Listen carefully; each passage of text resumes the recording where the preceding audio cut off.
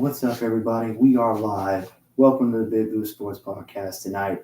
As always, I'm your host, Lando the Sportsmando. We got a lot of great stuff to get into tonight. Let's get into it. I'm bringing everything, y'all. Doing a recap of Thursday, Saturday, Sunday, and Monday. Also going to do a recap of the U.S. Open for tennis championship, and then also going to be doing a recap of UFC 293.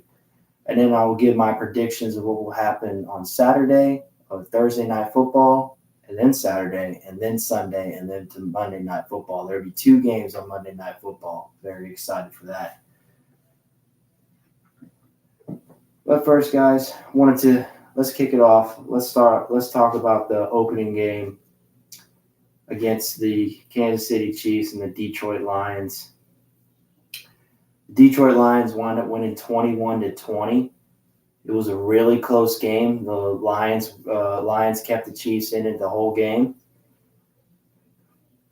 I got to say, though, I really feel like the Chiefs beat themselves more than the Lions beat them. And I say that because, Travis Kelce didn't play. He's the best pass catcher for the Kansas City Chiefs, and best tight end in football. He didn't play. I truly believe if he would have played that night, the Chiefs would have won for sure.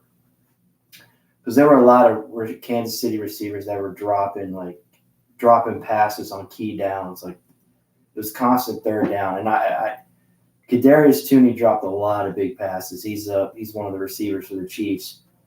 He wears number 19. He dropped at least 3 or 4 big passes that were big plays that could either gave them a first down or set him up in really good field position to do something more. And it was very unfortunate. Kadarius Toney, I feel for him. He wants to play well. He wants to do good for his team, but unfortunately, he's going to have to step it up even more now because he's on the hot seat. I don't know how many more looks or chances he's going to get from Patrick Mahomes, but hey, we shall see.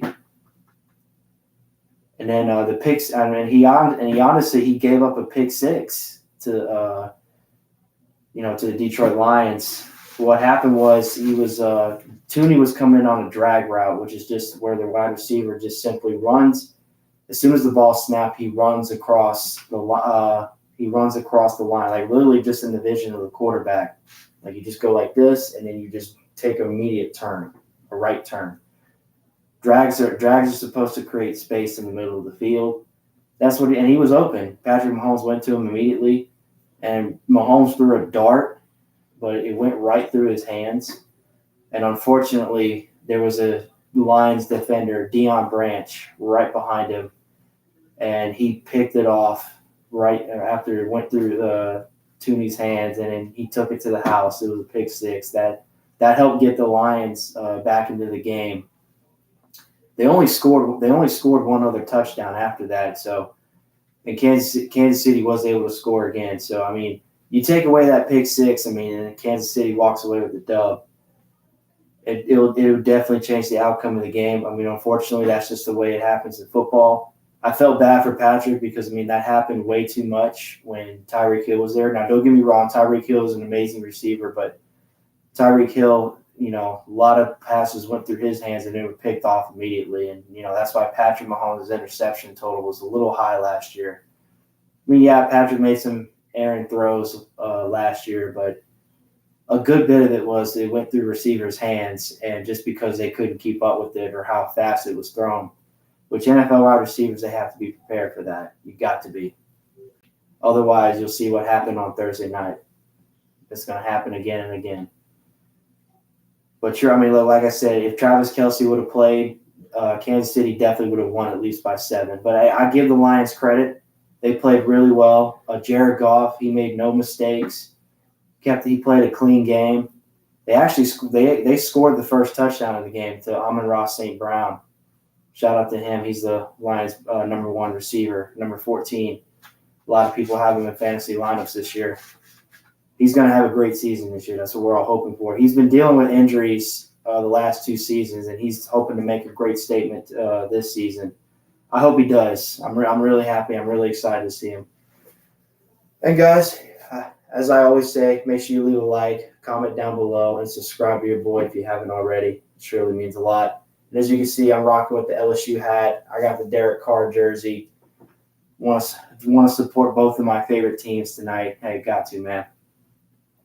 Got it. I came out here to represent. Yeah, but ultimately, it was a really great Thursday night game. It was a blast. I'm happy the Lions came out on top. I really expect great things from them this year. The Lions and the Packers are the only two teams in the NFC North that have a winning record. We'll talk a little bit more about their division a little later on. But yeah, the Lions and the Packers, and I'll also talk a little bit more about the Packers in a few minutes as well. Yeah, I'm happy for him. I mean, Dan Campbell, he used to be an assistant head coach for the New Orleans Saints. And he got the job 2 years ago. He took over Matt Patricia, which Matt Patricia was a horrible hire. But I really do believe that Dan Campbell is changing the culture there in Detroit, and I'm very happy for him. He's a great guy. He's a great coach. The players love him. He's got, he hired really good people, an offensive coordinator, defensive coordinator. The team's coming alive, man. It really is. I mean, they got a two-headed monster at running back. They got David Robinson. I'm sorry, David Robinson. David Montgomery, and Jahmyr Gibbs, who they just drafted in this year's draft. They were splitting the workload, but Montgomery took most of the snaps. They both did pretty well. Jahmyr helped out in the passing game a little bit. He had some really great runs as well to help move the chains, keep the drives going. But David Robinson scored a rushing touchdown on Thursday Night Football. And it was, hey, I'm happy for him. He played for the Bears last year, and a lot of teams were giving up on him. But we're happy it worked out. Oh, pardon me, y'all. 1 second. Let me just take care of this real quick.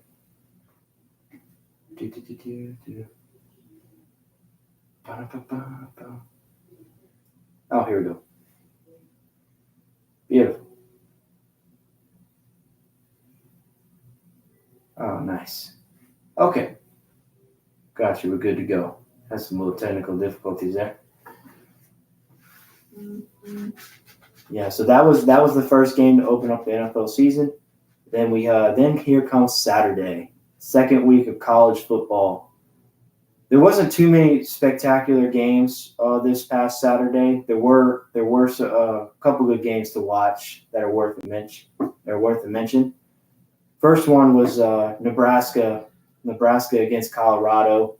Colorado is coming off a big win against TCU. They won 45-42, and they were coming to make a statement. It was their first home game in Colorado, and the stadium was nearly packed. Like, Colorado fans were taking over the stadium, man. It was awesome. Like, Colorado fans have not been this happy in so long. And then Nebraska's a Power 5 school. Matt Rule took over the head coaching job this year. He used to coach for the Carolina Panthers. It didn't work out very well, so he got hired on by Nebraska. To be honest, he's doing an okay job. Not really the greatest, but he's doing okay. He could do better for sure. And in that game, right away, I mean, Nebraska started making mistakes early. They fumbled on their first offensive drive, and it really went downhill from there. Their quarterback, Justin Smith, he was terrible, man. He made too many bad decisions. He threw a pick right before halftime with like less than a minute to go in the second quarter. Oh, excuse me, so sorry. And they wind up giving an opportunity for Colorado to get a touchdown on that drive and to increase their lead even more. Colorado won 42-14, or excuse me, 36-14. I'm sorry. It was just a blowout. I mean, the first half, Nebraska was able to keep them under wraps. Like, the offense struggled a little bit for Colorado. But in the second half, Colorado just took off. Like, Shedeur Sanders was having a field day with Nebraska.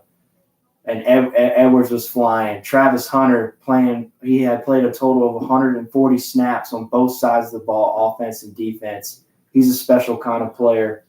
He helped out in the passing game, and he also helped out on the defensive side, creating multiple pass breakups. Almost had another interception that game against Nebraska. But I mean, Nebraska's offense just couldn't get going whatsoever. Their defense, Colorado's defense, was just all over them. I mean, mainly because their quarterback play was poor. And if you have poor quarterback play, you're not going to win many football games. You can't rely on defense the whole game to help you win unless that defense is God tier, which we haven't seen. We haven't seen nothing like that in a while. It can happen. It does happen in college football, but we don't see it as often as we like to anymore. And, just the way things have changed in the game, and all the different formations and schemes, are changing within the years. So, I mean, it's really hard. And then you try to put all the pieces together and get the players you want. I mean, it is possible with the transfer portal, but I mean, hey, there's so many players come and go. It's hard to keep track. But I mean, ultimately, it was a great win for Colorado. They played Colorado State this weekend, which is in-state rival. They are the heavy favorites to win that game, though. They are projected to beat Colorado State by more than 3 scores. We shall see. And another game was Tulane and South Alabama. I'm sorry, that was week 1 game. Tulane and Ole Miss. Tulane hasn't played an SEC team in a while, so this was a really big test for them. Their football program used to be, I'm not going to sugarcoat it, used to be absolute dog shit.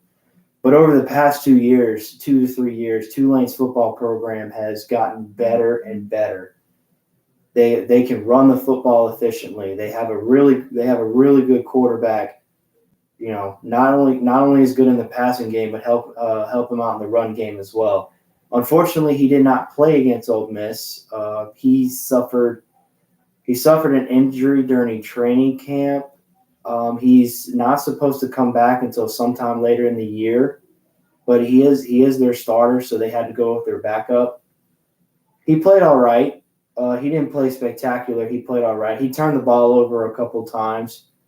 Unfortunately, he turned the ball over really late, which helped Ole Miss to get the lead back.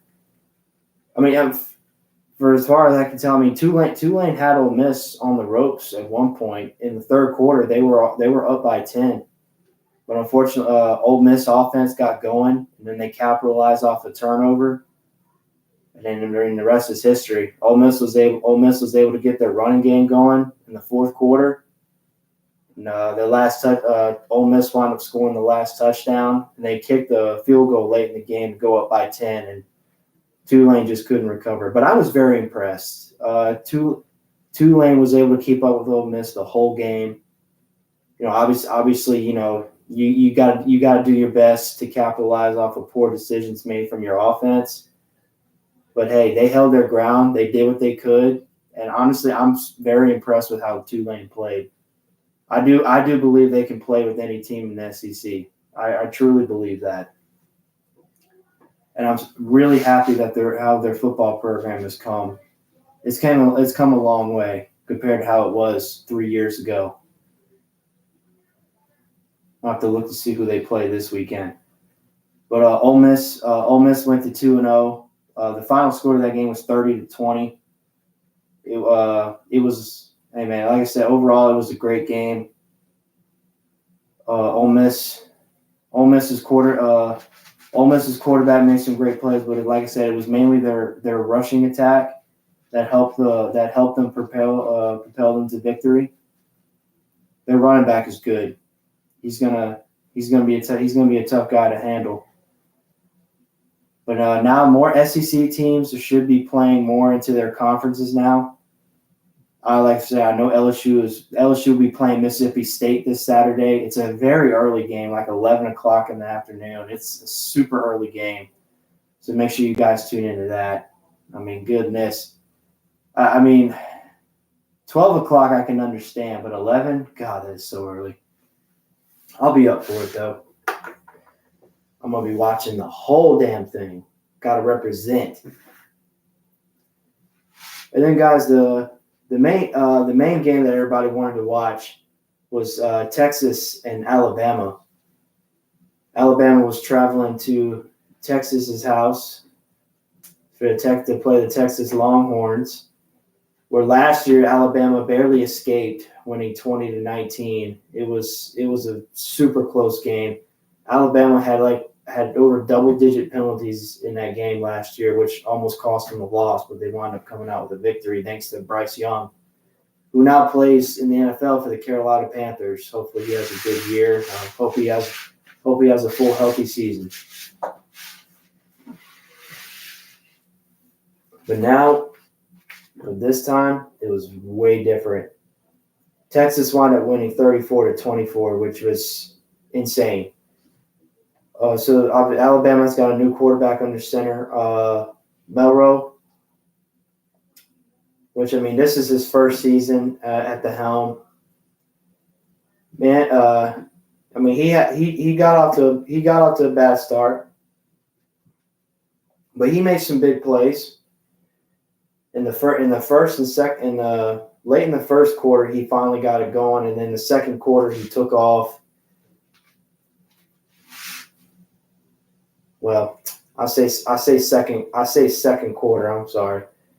For the first two quarters, Texas pretty much dominated the first two quarters, basically the first half. That defense was able to keep Melrose under check, and Alabama, it was tough for them to get their run game going. Not to mention there were a lot of offensive penalties that, backfired, set them back quite a bit, and it was hard for them to overcome. But going into halftime, Texas was up by 10. It was 13-3 going in halftime. I gotta say, that quarterback from Texas, my God, he had a fantastic game. I mean, he was making Alabama secondary look like they were high school kids. Like, Alabama gave up 5 big plays on defense. You had at least 5 plays that were 30 yards plus or more. I mean, it was insane. He was cooking the secondary. Like, they had no chance. And honestly, guys, it wasn't difficult, or it wasn't like Texas did anything fancy. They just ran really good routes, and they called really good plays. Like, I remember in particular one play they called where they scored. It was a 49-yard touchdown pass or touchdown reception. What happened was Alabama was they were in a zone coverage. You got two safeties in the back. I got your 3 linebackers here. They were set up right. When the play was called, you had 2 receivers. 2 receivers lined up on the right side for Texas. What happened was the underneath receiver, the slot receiver, what he did was he went up and then he came in like a little. He came up and then he did this like a middle shallow cross. But however, the wide receiver to his right, wide receiver 2, what he did, he ran up and he ran a post. Or a post is where you go up and you cut inside. So it was like a middle post. What happened, and pretty much what happened was the free safety was expecting help from the strong safety, but the strong safety bit on the underneath route to help the linebacker, and unfortunately that left the post route right open, and the safety had to cover that guy. Had to cover the receiver one-on-one, and it was just a beautiful pass thrown by Ewert, and it wound up being a touchdown. So, hey, I mean, you call good plays. You got to have great talent, great route running, and that play worked to perfection.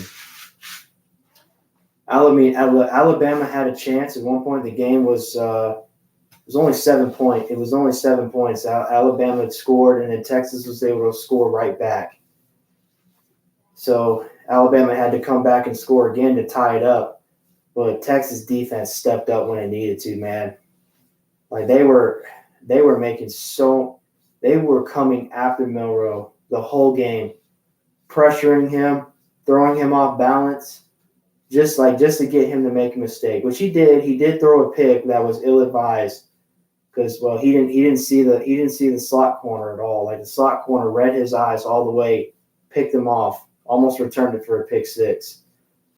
He didn't return it for a pick six, but eventually Texas did wind up scoring on that drive, which that helped Texas go up by 10. And then, that was all she wrote. Alabama had to make a stop, get the ball back, but unfortunately Texas kept running the ball, and they weren't able to stop it. Texas offensive line he was shoving it away. I mean, the offensive line was just leading the way. So I mean, it was a great win for Texas. I mean, Steve Sarkisian is the head coach over at Texas. He used to be the offensive coordinator out at Alabama, so this game was personal for him, and I bet he was super happy when they won. And before the final seconds ticked away, you can hear the Texas Longhorn fans cheering, SEC, SEC, SEC. And that was just them sending a message like, hey, we're coming to the SEC and we're ready. We're not afraid of anybody. That's pretty much the message they were trying to send. It was Texas and Oklahoma. They will be joining the SEC in 2024. So next year they will be part of the Southeastern Conference. Yeah, we'll see how that goes. I mean, clearly Texas can play. So Oklahoma can play as well. Yeah, and then, I mean, LSU played against Grambling. They kind of struggled a little bit, but pretty much late in the first quarter and beyond, they were able to score easily. I mean, they won 72-10. So I mean, they just wanted to get out a lot of frustration in this game because how they were humiliated on Sunday night against the Florida State Seminoles, who Florida State's ranked number 3, by the way. Texas is ranked 4. LSU still ranked at 14th. Alabama's still in top 10. They're actually ranked right at 10. So they didn't drop very far. They were number 2. They were number 2 originally. Or were they number 4? No, they were number 4 originally. They were number 4. And of course, Georgia's still first. Michigan is second. Florida State is third, and Texas is fourth. So yeah, I mean, we'll see how long Florida State can stay in the top 10. They do have a good squad. They had a lot of returning players come back this year, but hey, let's see if they can keep their momentum. Like I said, LSU will have to play against Mississippi State this weekend. This will be our first SEC opponent. We'll be playing at Starksville, so we're going to be hearing a lot of cowbells, all that good stuff. It just needs, I mean, yeah, the Cowboys are annoying, but we can do it. We have a definite chance of beating Mississippi State. We have the offense. Our defense is sus. It's very sus. I mean, Chestnut needs to step up his game. Number 10, he didn't look very good against Grambling. Like he gave up a couple pass interference calls. And he didn't turn around and play for the football like you're supposed to. I mean, he just, a couple of times he got caught with his dick in his hand, and it's just like you can't have a cornerback do that, man. Cornerbacks, you gotta learn how to play for the ball. If you don't have a shot at least picking it off, just deflect it, man. Just turn around and make a play on the ball. That's all you need to focus on. Don't worry about the guy. You stay with the guy as much as you can, but never take your eyes off the quarterback. It's a constant look back and forth. Great corners know how to look back and forth immediately, like less than a second, which I believe is really possible. You gotta have good play recognition. You gotta recognize the route. You recognize the coverage. You be like, okay, if they're in this formation, I know the receiver is going to run this route, so that means I can step back a little bit, or if I need to, I can come up and try to jam him, make the quarterback hesitate, make him try to go to a different option. Hey, that's the name of the game, man. If you get a pick, you get a pick. Get a deflection. Hey, deflections are great too. But yeah, we'll see how it goes this weekend, guys. Yeah. Of course, there was the other couple games I saw that were really good. Oregon barely won against Texas Tech. That was a tremendous game. Oregon came out on top, 30-28. Yeah, Oregon. There was multiple lead changes in that game. It looked like Oregon was going to blow it because they were leading the majority of the game, but their defense was able to hold. They took advantage. Texas Tech fumbled like really late in the game when they returned it for a touchdown. So hey, that helped propel. It was 38-30. Sorry, 38-30, because they recovered a fumble for a touchdown. So Oregon wound up winning by 8. I was happy. I had some big points on that game. Yeah. Iowa did play Iowa State. I picked Iowa State because it's always so hard to determine who wins out of those matchups, man. Like, it's either Iowa plays terrible and Iowa State just dominates, or it's the other way around where Iowa State plays like shit and then Iowa just comes in and thrashes them. So, I mean, you never know. It's always back and forth, opposite every year. So, but Iowa did wind up winning. They won 20-13. Good for them. Then Michigan played North Carolina State. That's a big rivalry there. The little players don't like each other very much.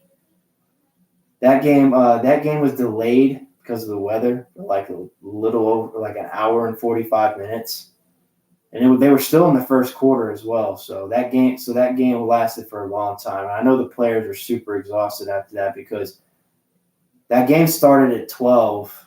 Or excuse me, it started at 12, but the players were already there like at 8:30, 9 o'clock in the morning getting ready and stuff. So, yeah, I can imagine once the game was over, all the players were exhausted, tired, like, all right, guys, let's go home. Let's relax. Let's grab a beer. Let's do something, you know? But yeah, for the first 2 quarters, it was close. They were both playing each other hard. It wasn't really a whole lot of offense, but come the second half,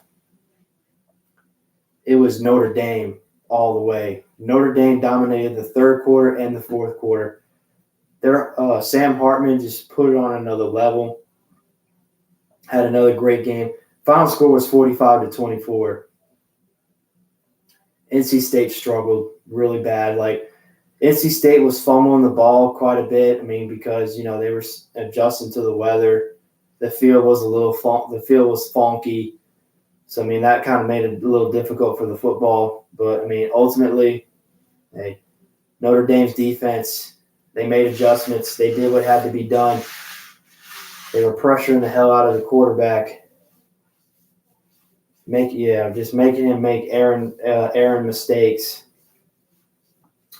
Just like that, you got a W. Yeah, there are going to be some great matchups this weekend, guys. I'm going to talk more about those on Thursday on Thursday's show. We'll dive deeper into all the matchups. We'll talk about Thursday night football. We'll talk about what's going on, and then we'll see like who's going to win and whatnot. And then also we'll talk about the matchups on Saturday, then on Sunday night, and then we have Monday night, where there will be 2 games. It'll be the Saints and the Panthers, and then the Steelers and the Browns. So it's a doubleheader on Monday night. And then, guys, we get to Sunday. Sunday, the first week of the NFL season continues, and a lot of people's fantasy football seasons begin. I'm in 4 leagues this year, guys, and I gotta say, I only won 1 out of the 4 this week. I could have won 2, but unfortunately, my work league, my opponent had the Jets defense and special teams, and they put up 20 points last night. I'll talk a little bit more about that game momentarily because, man, I got a lot to say. I got a lot to get off my chest with that. But I wound up losing by 13.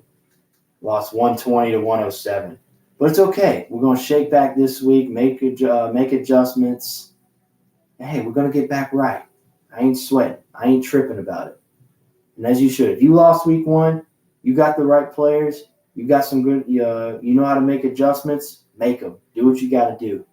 Prepare yourself for the next week.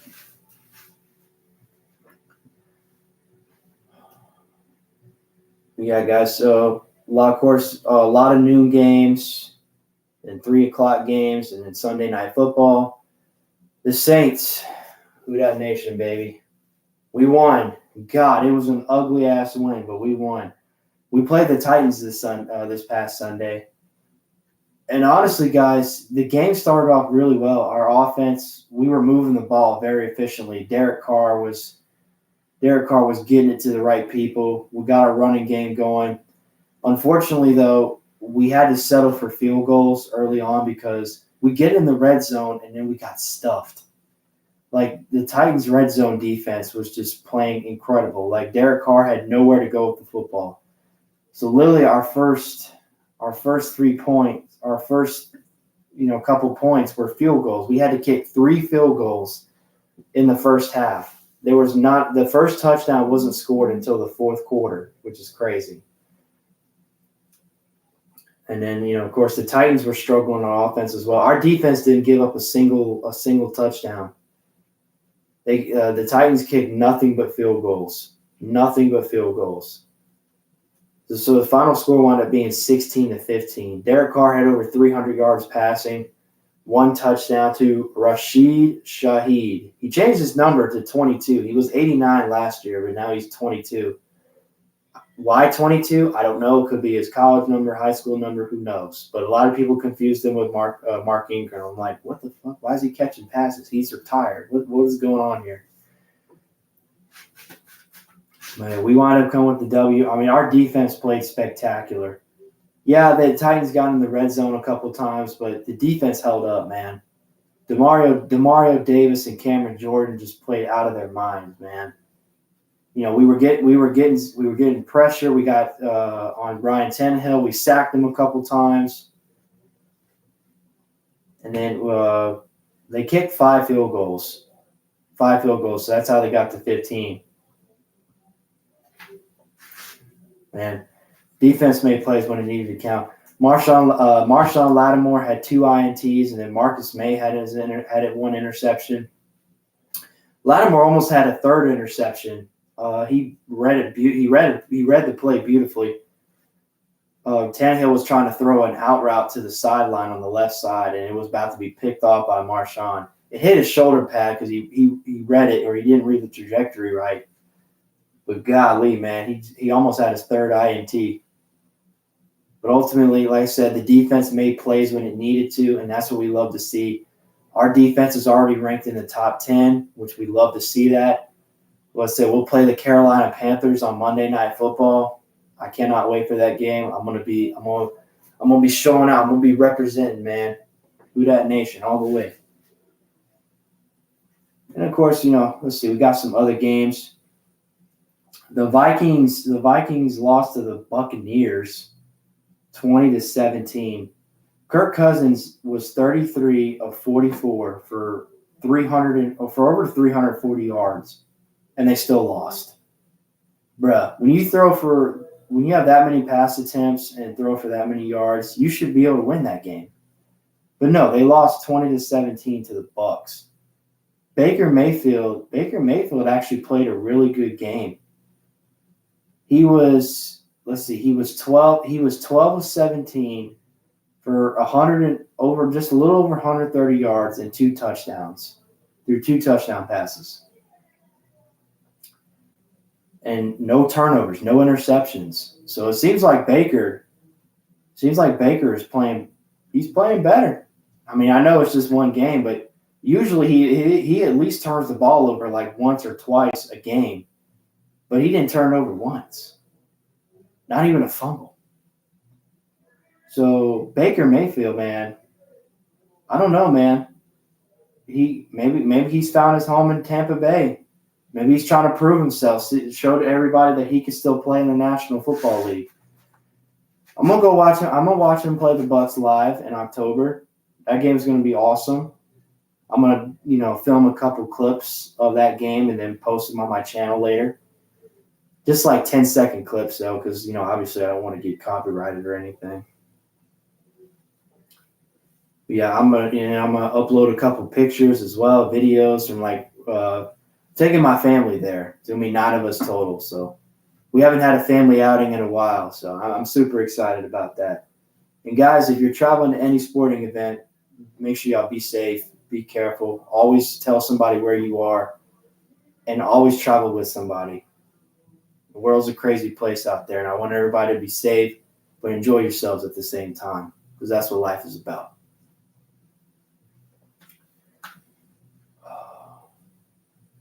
Yeah, it's crazy, man. And then there's a video of Justin Jefferson just on the sideline, like just in so angry and disbelief, like he has a face like, bro, how did we lose this game? How did we lose this game? And I feel him, man. The Vikings have a great squad. They really do. It's just like you drop the first game of the season, and it's just like, bro, like what's the problem? What's the issue here, man? See, what was another one? Oh, the 49ers took on the Steelers. 49ers just manhandled the Steelers, bro. Brock Purdy played a great game, and then Christian McCaffrey had a fantastic game. Brandon Ayuk went off, man. He had 109 receiving yards on 8 or 9 receptions, and he had 2 touchdown receptions. That man got me over 30 points in fantasy this week, but it still wasn't enough to get me the win because my opponent had Tyreek Hill. Fucking Tyreek Hill, bro. Talk a little bit more about that game in a second and about him. No, but the 49ers wind up winning 30-7. Like, they crushed the Steelers. Like, Kenny Pickett looked like he didn't look great, man. They couldn't get a run game going. The only time they got in the end zone was when he threw a touchdown pass to Pat Freiermuth before half, and they just couldn't get it clicking, man. Steelers defense didn't look great either. They had a tough time trying to contain McCaffrey. McCaffrey almost had over 100 yards rushing. He finished with over 90. I know that for a fact. He was close to 100 though. And he had he had a rushing touchdown, almost had a passing touchdown. Crazy, bro. Steelers are known for having a great defense, which, they can get it together. Let's see how they do on Monday Night Football against the Browns. But golly, the 49ers, they look like the same team as they were last year. They're going to be a team to look out for as the season goes along. And then a surprise game of the week, the Browns and the Bengals. The Browns won 24-3. Like, it was a horrible game by the Bengals. Joe Burrow was 14-31 for only 84 yards passing. Like, it was just a bad game overall, all the way around. And they admitted it after the game. Joe was like, yeah, we played a bad football game. We didn't play great. We were horrible. Pretty much what he said. And, look, I'm not going to look too deep into it. The Bengals are going to bounce back for sure. They got the Baltimore Ravens this week. That's going to be, another division rival. But Joe has always played well against the Baltimore Ravens. They will definitely get right. I think that they just, their minds weren't right. Like, they weren't focused on the game. I think they were thinking too much, saying like, man, our offense is too good. We can do this. We're gonna thrash them. Like, just a little bit overconfident. But like I said, they'll get it right. Joe is a fantastic leader. He knows how to rally the troops. They'll be ready to play the Baltimore Ravens this coming Sunday. I mean, everybody was shocked because Joe just got paid. By the way, he's the NFL's highest paid player in history, and current like most paid player right now. He got a $275 million deal for 5 years, and then 219 of that is guaranteed. So they paid him. They paid him, which I was a little surprised at first because the Bengals are not known for giving out big contracts like that. They usually shaft players that do really well for them, like Carson Palmer, who he signed a big contract with Cincinnati, but they didn't do nothing for him. They didn't give him what he wanted. They didn't help him at all. Not a good offensive line, no special wide receivers or tight ends to help him. So he basically was just taking hits after hit after hit and just getting shafted because the owner didn't want to pay for anybody. He didn't want to go out and get good players or draft good players. So Carson Palmer had to suffer through that, and he wound up leaving, and they traded him to the Raiders. But hey, I'm glad Joe got paid. He got the money he deserved. He's gonna continue to have a great football career. Let's see real quick. There were some other good games as well. Yeah, just a lot all the way around. Oh, so sorry, y'all. Hold on, let me click on this.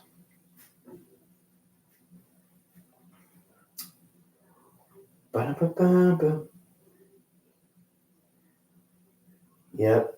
Okay. Oh, ow. So yeah. Oh yeah, the Baltimore Ravens won against the Houston Texans 25-9. That was CJ Stroud's first game as a starter. The rookie the Texans drafted just this year. I mean, he didn't play particularly well, but I mean, the Ravens came out strong, man. I mean, Lamar Jackson didn't have the greatest of games, but the Ravens defense made some great plays. Of course they would. And then the really exciting game was the Chargers and the Dolphins. That was a back and forth game throughout the entirety of it. The Chargers would score. I mean, there were multiple lead changes in that game. But ultimately, the Dolphins won 36-34. Tua had a great game, and then Tyreek Hill, my God, he had over 200 yards receiving and 3 touchdown receptions. Lord have mercy. Tyreek Hill is that dude. He really is. Tyreek Hill got 45 fantasy points this week, and I know a lot of fantasy owners are super happy. Dustin, if you ever watch this, God, he's the only reason that helped you win was Tyreek Hill, bro. And I said it from the beginning. If I lose this week, it's going to be because of Tyreek Hill. He's going to pop off, and sure enough, he did. Crazy, bro. But, I mean, there wasn't really much defense in that game, obviously, but Justin Herbert played really well, and then, Tua was able to match him step for step. And Tua, I hope you play a full season, man. I really hope you don't suffer another major concussion. Really hope you don't. Because, I want you to prove to everybody that you can play in this league.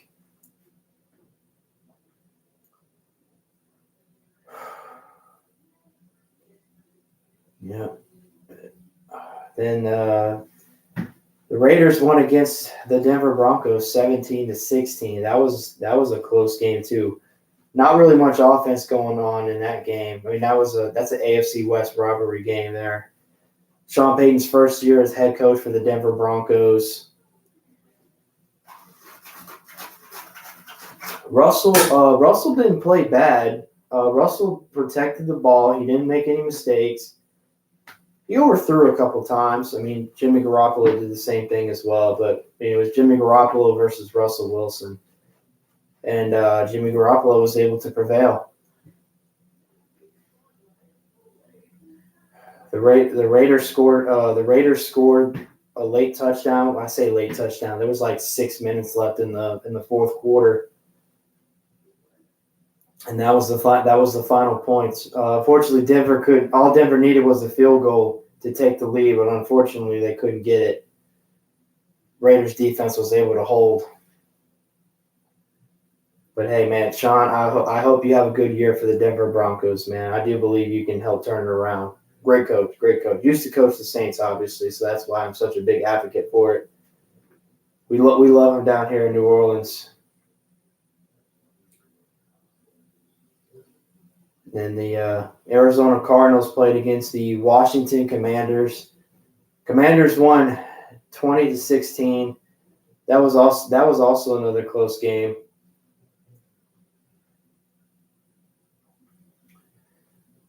Let's see. I want to make sure that I get this right. Let's see. Okay, here we go.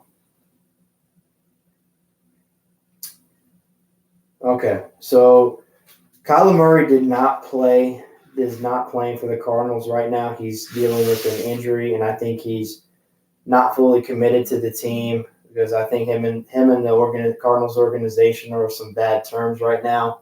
So Joshua Dobbs got the start against the Washington Commanders, and then Sam Howell was the starter for the Washington Commanders. Joshua Dobbs, I mean, he was drafted by the Steelers originally, but he's been bouncing around from a couple teams. Joshua Dobbs actually didn't play bad. He was 21 of 30 for 132 yards. No touchdowns, though. But ultimately it was kept close. Brian Robinson had a great game on the ground. James Conner did pretty well on the ground for the Cardinals. Sam Howell actually didn't do too bad. He was 19 of 31, a little over 200 yards, 1 touchdown, 1 pick. But it was enough.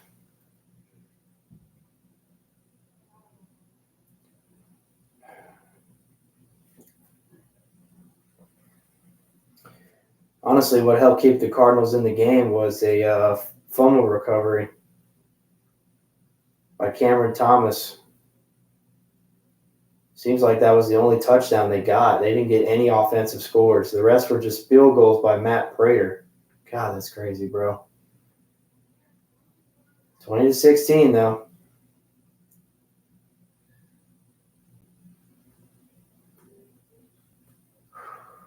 Let's see. Oh, yeah, the Panthers played against the Falcons. The Falcons won 24-10. This was Bryce Young's first game as a starter for the Panthers. Bryce Young was 20 of 38, 146 yards, 1 touchdown, and 2 INTs. Not the greatest of games, but hey, man, he's learning. He's doing what he can. I think the Falcons were just coming after him hard, man. Miles Sanders had 18 carries for 72 yards. Desmond Ridder for the Falcons, he was 15 of 18, 115 yards, and 1 tutty. Tyler Aguirre had 15 carries for 75 yards and 2 rushing touchdowns. And then Bijan Robinson, the rookie they drafted, he had a great game as well. Bijan actually caught a receiving touchdown through the air. He didn't have any rushing, but he did catch one through the air. Yeah, man. So hey, I'm gonna keep an eye out for the Falcons, man. They got a deadly running back duo, bro. Can't wait to see what happens when the Saints play them. Then you had the Jaguars and the Colts. The Jaguars won 31-21. Anthony Richardson, another rookie quarterback, made his first start. And let's see. Yeah, it was almost identical. Anthony was 24-37, 223 yards, 1 touchdown, 1 interception. Lawrence was 24-32, 241 yards, 2 tutties, and 1 interception. So, the quarterbacks were almost identical. They didn't play bad. Travis Etienne had 18 carries for 77 yards, 1 tutty. And then Richardson himself, he had 10 carries for 40 yards and a tutty. So, hey, he threw one through the air and he got one on the ground.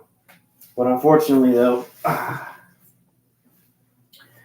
Richardson turned the ball over. He threw an interception late, and that was enough to help the Jaguars propel themselves and go up by 10. Of course, Calvin Ridley, he's a receiver that the Jaguars just got from the Falcons in the offseason.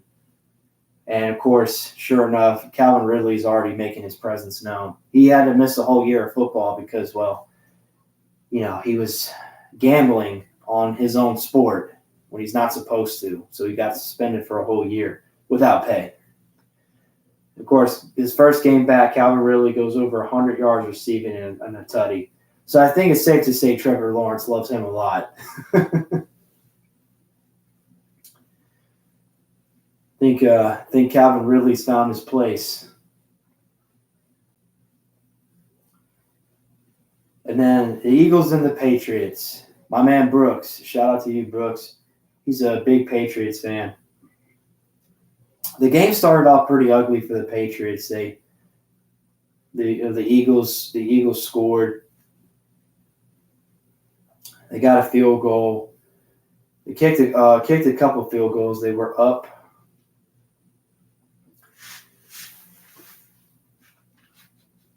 Excuse me.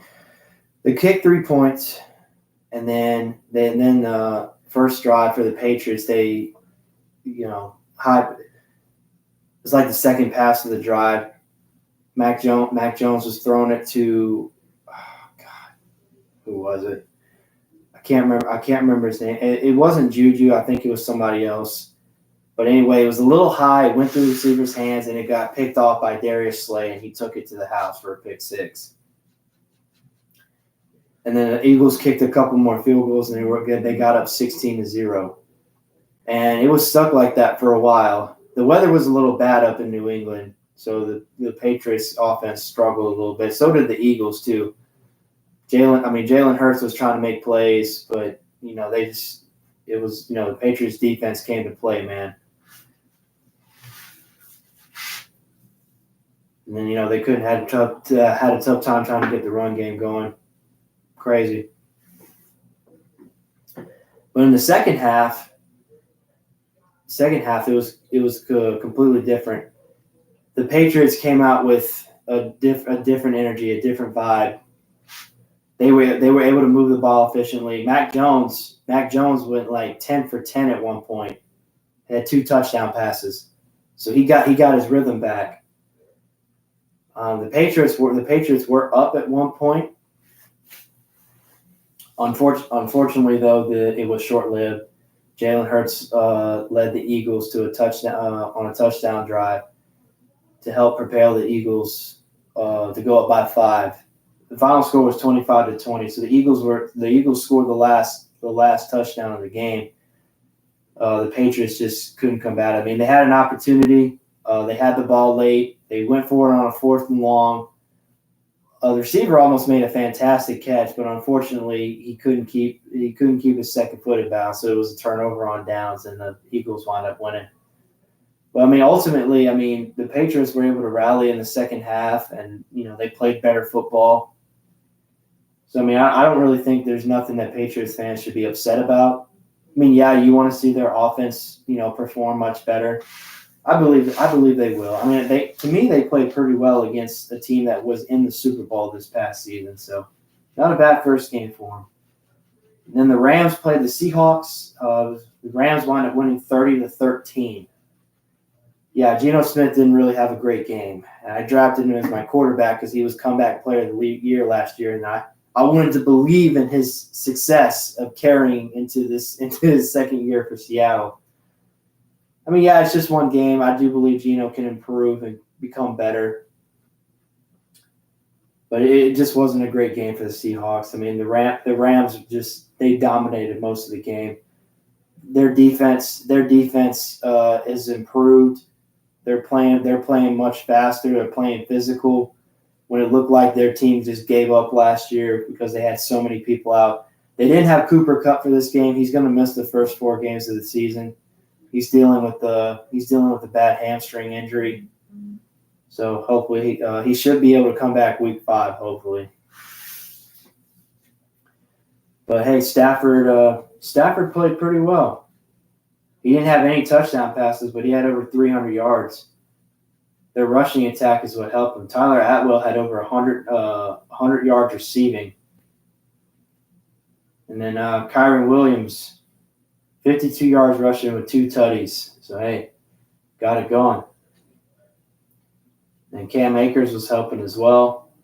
And, of course, Brett Meyer, a couple field goals from Brett Meyer. So it's a good start for the Rams.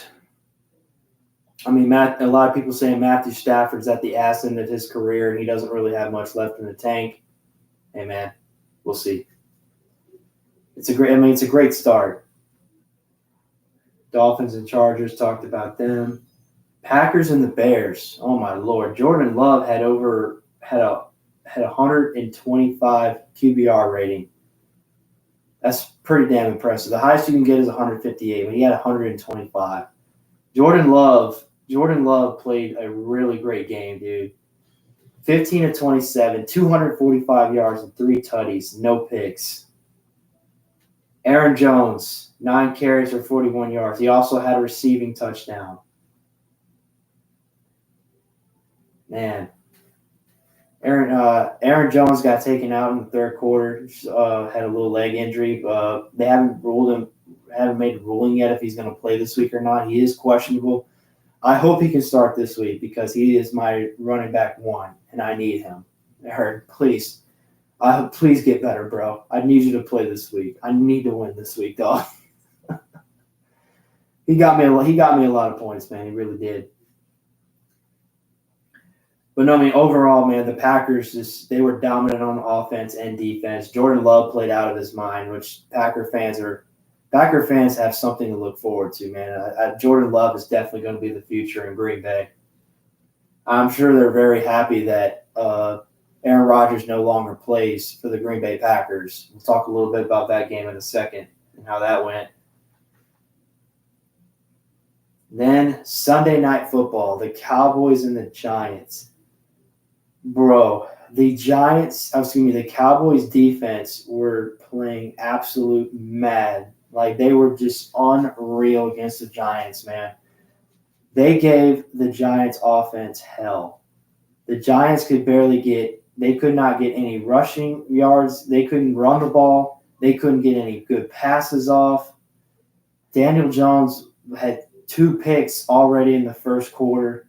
It was bad, man. Like, the Cowboys defense were just playing on a whole nother level, dude.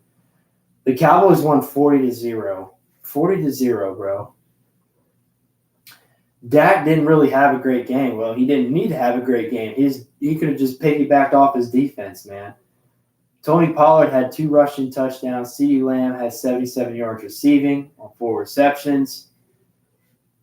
I mean, man, they had it. So basically, the Cowboys, they returned a blocked field goal for a touchdown. They had 2 interceptions returned for a touchdown.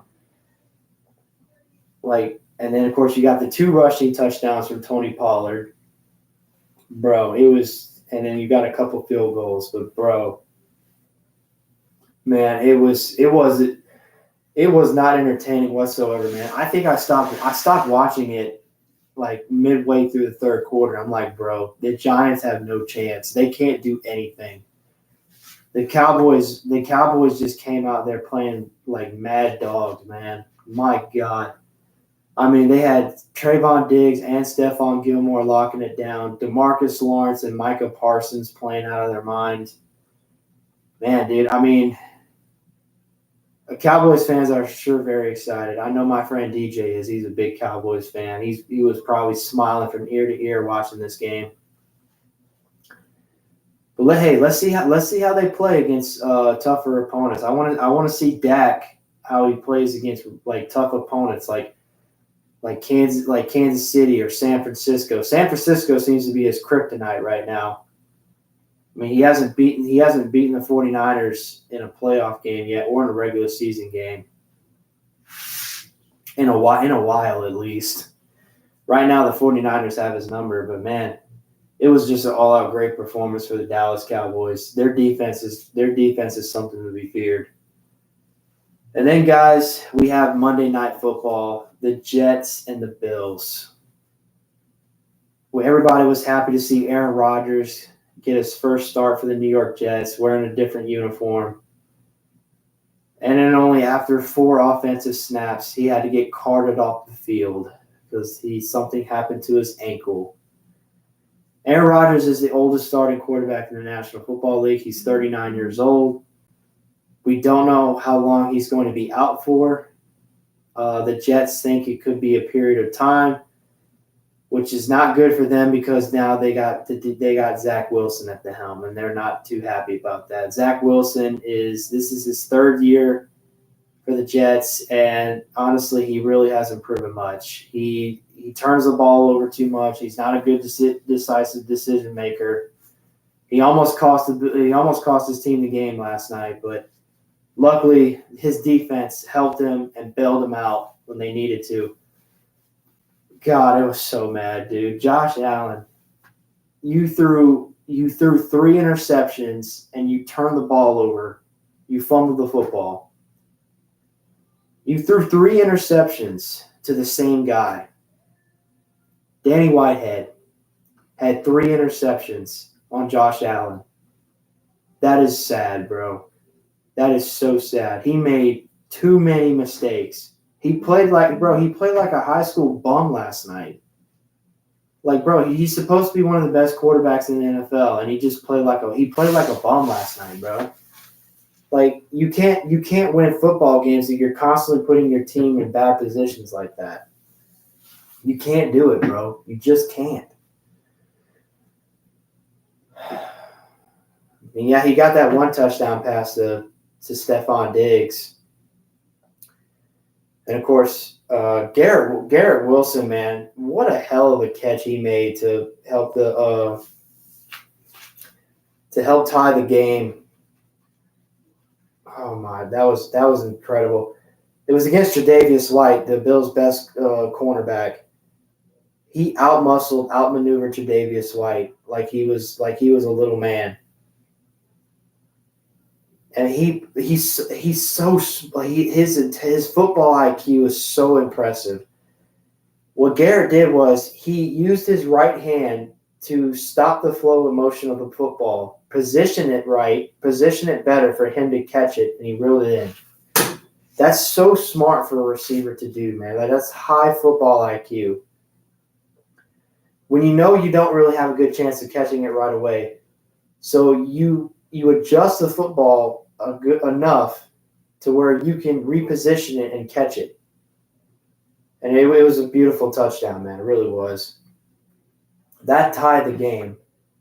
And then, of course, the Bills had a terrible second half. The only points they scored in the second half was a field goal to tie it. It was 16-16. And, of course, overtime came. Bills got the ball first. They had to punt it away because they got stopped on all 3 downs. The Jets were all over that shit. And then sure enough, Deshaun Gibson, the rookie, returns the punt for a touchdown, and the Jets wind up winning 22-16. God, the Jets fans were just going ballistic. I mean, they were. You could hear a pin drop in the stadium when Aaron Rodgers went down with an injury because they thought, "Oh shit, here we go. We're gonna lose this game. We're gonna have a terrible year." Blah blah blah. But sure enough, Zach Wilson, thanks to his defense, they positioned him to help him make the right plays, and his special teams came through. It was a good win for the Jets. Honestly, man, the AFC East. I don't have the Bills winning it anymore. I think the Bills are sorry. I mean, I know it's just one game, but golly, I mean, the way Josh Allen played last night, God, like, bro, I don't see how they can win the division, man. So I truly believe that the division, the AFC East, is going to come down to either the Jets or the Dolphins. I'm gonna get the Dolphins right now just because their offense is super dynamic right now. But the Jets defense played incredible, man. And guys, I'll give more of the week 2 matchups for NFL Sunday and Thursday.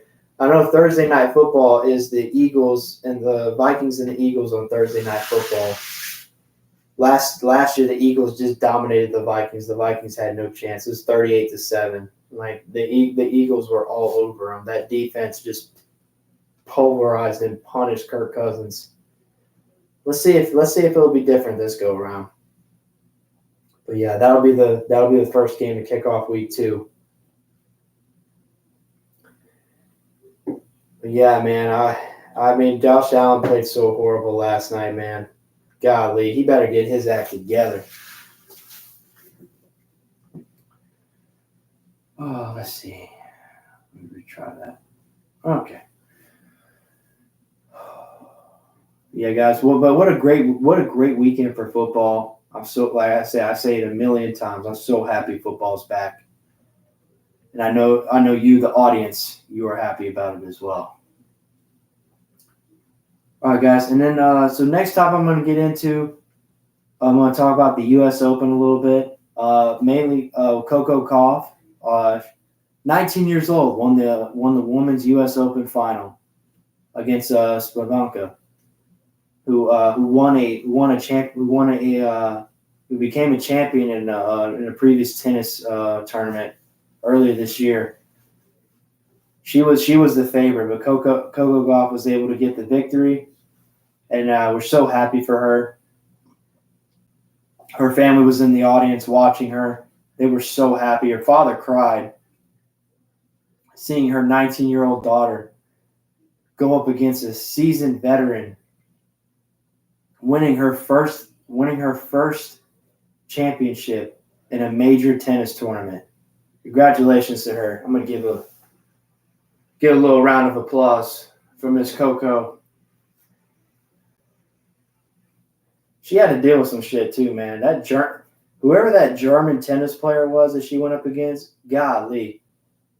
You look, I don't like being hateful towards women, bro, or like saying mean things about them, but bro, drop the act. Don't try to get the people to feel sorry for you, crying on national TV just because you got called out for doing stupid shit. Just play tennis, bro. That's all we want you to do. Don't go out there, take your ever-loving time, and prolong the match even before just so you can get the match to your advantage. Just play the match, man. I mean, that's what you do. Just play tennis. Play your best effort. Because every time Coco served, she wasn't ready. She took so long to get ready every time Coco served. And Coco got aggravated. She got frustrated. Like, man, I'm ready to go. I'm ready to play. And she's not ready. Like, I mean, she went up to the referee like multiple times. He wasn't doing her job correctly, by the way. Like, she needs to get fired and replaced by somebody else that actually knows what the hell they're doing. But hey, ultimately, she won it all for in the women's division. Hey, congratulations to you, Coco. Hopefully, you can keep it going, continue to win more. She's supposed to be the next sensation, or young sensation that everybody's like talking about, buzzing about. Since Serena and Venus Williams, Coco actually beat Venus when Coco was only 17 years old. She knocked out Venus Williams in a tennis tournament. So hey, she's got it, man. She's got the fire. And last but not least, guys, last thing I'm going to end it off with is a recap of UFC 293. The main bout was Israel Adesanya versus Sean Strickland. Adesanya is a champion defending his title against Sean Strickland, who, like I said on the previous show, he has no filter. He says whatever the hell he wants to say, and godly, people love him for it. He tells the truth. He's honest, and he just doesn't give a shit. Like, I watched certain clips and interviews of Sean Strickland, and he just like, no hold bar, man. Like, he just leaves it all out there. I mean, he's a little too honest, if you ask me. But yeah, I mean, he, of course, in the press conference before the fight, he was selling it well, talking a whole bunch of shit to Izzy, calling him out, saying you're a sellout, you sold your soul to China, yada yada yada. And he said, if I'm going to win and take this belt back to America. Whole bunch of shit, man. Just really trying to piss off Izzy. But ultimately, Sean Strickland won by unanimous decision because, bro, he was beating up Izzy, bro. I mean, Sean got one good punch in with his right, knocked Izzy to the ground, and he almost got KO'd, but he was able to get up and defend himself. But the bell had rung. I think it was the last round. But man, Sean just came in there excuse me, y'all, no hold bar and just was laying it on him, man. And then Izzy lost his title, and Sean is now the new champion. And I'm sure somebody's going to be coming for Sean, wanting to take that belt. So let's see if he's ready to defend his title. But it was a major upset, man. But I'm sure Izzy's going to want to fight him again. So, hey, we'll see, man. We'll talk about the next big UFC event coming up on Thursday's show. I'm super excited for that, y'all. I'm going to try to have guests on for Thursday as well. If I don't, I'm just going to continue doing it solo. But yeah, this is the longest video. This is a long video I've done in a while, guys. Hey, I'm glad y'all stuck with me. And if you watch it live or the rebroadcast, I appreciate it nonetheless. I'm here to give you all the good recaps and sports knowledge that I can give you. Hey, and I love it. I enjoy it. Something I've always wanted to do. But hey, guys, I'm gonna end it off. I'm gonna end it right there tonight. Thank y'all so much for tuning in. I really appreciate it. I hope y'all have a wonderful night. Take care of yourself. And as always, make sure you leave a like, subscribe, and leave a comment down below. I'll see y'all Thursday, guys. Peace.